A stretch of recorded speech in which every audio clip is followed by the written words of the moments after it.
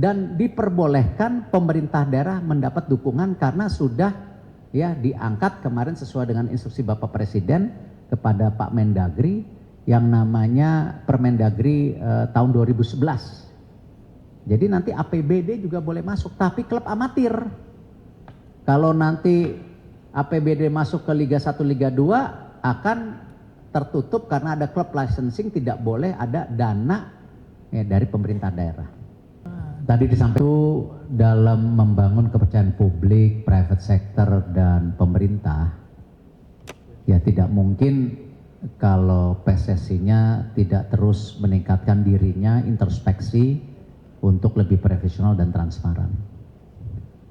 Di situ juga kenapa ini bukan promosi, ya PSSI juga mulai sekarang memfokuskan diri membangun talenta pengelolaan sumber daya manusia untuk di organisasi PSSI dengan lahirnya Garuda Academy yang didukung oleh FIFA dan AFC, di mana untuk batch 1 itu memakai kurikulum FIFA, direkrut 100 orang, alhamdulillah yang daftar kemarin hampir 4 kali lipat ya kan, tapi sayang yang diterima harus 100. Nah dari 100 itu nanti digodok menjadi 80 dengan kurikulum FIFA, dari 80 digodok menjadi 30 dengan kurikulum AFC, lalu digodok lagi menjadi 10 dengan kurikulum AFC. Berarti artinya sudah ada 10 terbaik untuk menyambung leadership yang ada di PSSI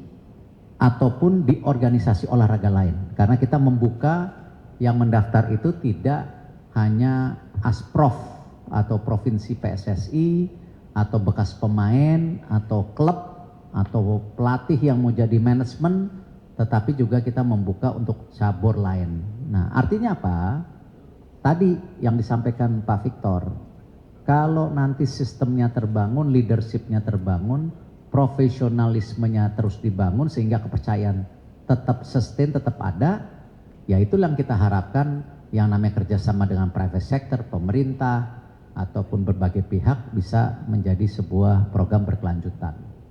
Untuk program pembinaan menyeluruh sepak bola, piramida sepak bola itu kompleks dan luas. Kita tidak mungkin ya membangun sepak bola PSSI sendirian, tidak cukup dana. 650 miliar yang sekarang kita dapatkan itu 80% untuk timnas, sisanya untuk pembinaan provinsi dan sebagian memutar kompetisi grassroots. Nggak cukup.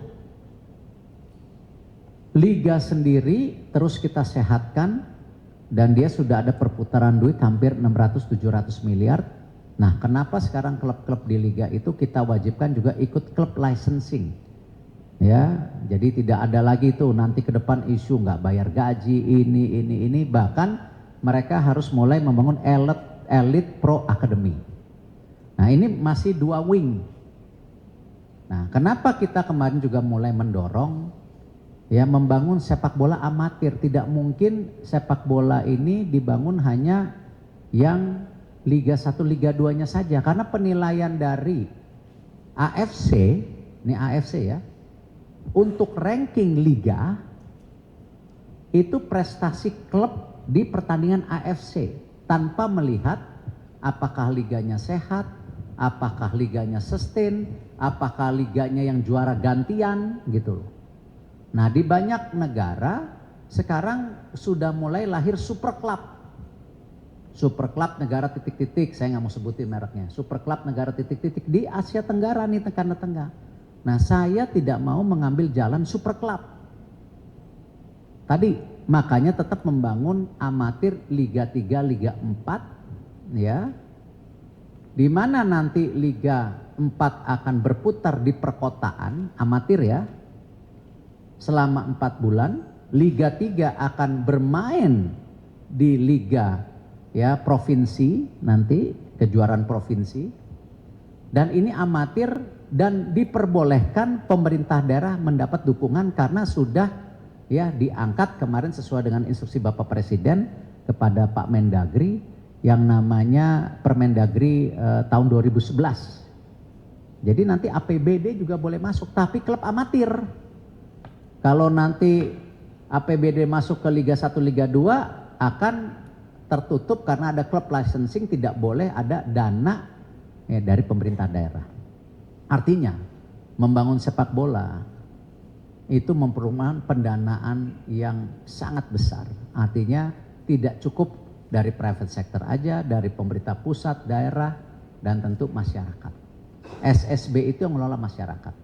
Nah, jadi piramida ini harus mulai jalan. Memang di awal 2 tahun pertama PSSI fokus di piramida teratas tim nasional.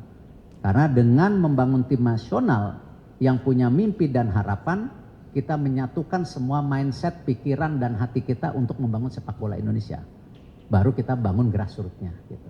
Ini bukan salah dan benar, ya, tapi ini yang kita lakukan, dan alhamdulillah kemarin saya diundang di Singapura jadi pembicara di seluruh negara, ya, di situ dihadiri dari Jepang, dari negara-negara Asia, Asia Tenggara, pemerintah dari berbagai pihak untuk memaparkan bagaimana transformasi yang terjadi PSSI, ya, di seluruh member yang ada, gitu. Baik, pertanyaan.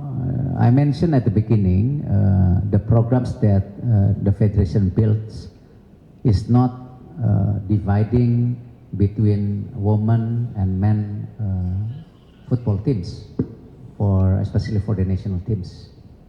But I think it's important when you create a programs, there should be a consistency on building that programs. The fact also momentum is also important. So with the latest result that our women's national team, despite we have all the young players among our national team, which is 15, 17 years old, which is comparable to many other national teams around the regions, but the performance of our national teams on the right tracks, which is we won the AFF Cup, which is we never achieved that champions before. So this is why when we qualified on the qualification for AFC, which will be placed in Indonesia also this month, which is next month. So there is a probability also that our team can compete among the top 3 teams in our groups.